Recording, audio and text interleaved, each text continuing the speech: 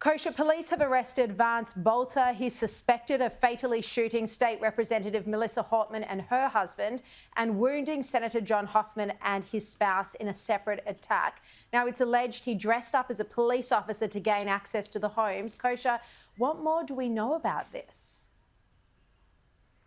So facts are still obviously unfolding pretty rapidly here, but there are some curious ones that emerge. So one is he did dress up and impersonate a police officer, so it sounds like a lot of premeditation and nefarious planning.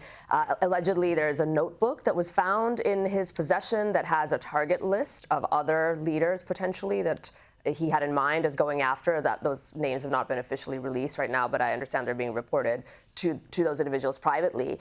And also what's curious is the target, this person that he did assassinate, the state senator from Minnesota and her husband, just hours before that, she sort of gave a speech about voting for a bill, and she was the one lone Democrat who voted on the side of Republicans against holding back free funding and different things for immigrants in that community, which is a hot button issue right now. So who knows, it is politically motivated. Who knows if it was specifically that issue or something else, but he sounds like a very disturbed individual, and sadly, these kinds of political attacks really seem to be on the rise. Yeah, it's just so terrible to see that these keep happening.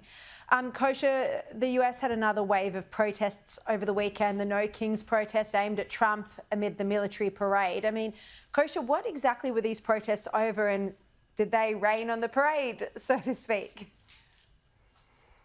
I don't think they did. They kind of look a little bit sort of sad and lackluster compared to just the magnanimous nature of the parade and the might of the U.S. military and all that was celebrating. I think it was sort of a hodgepodge of different issues, but they all ultimately do the common vector that they train in on is Trump and his policy agenda.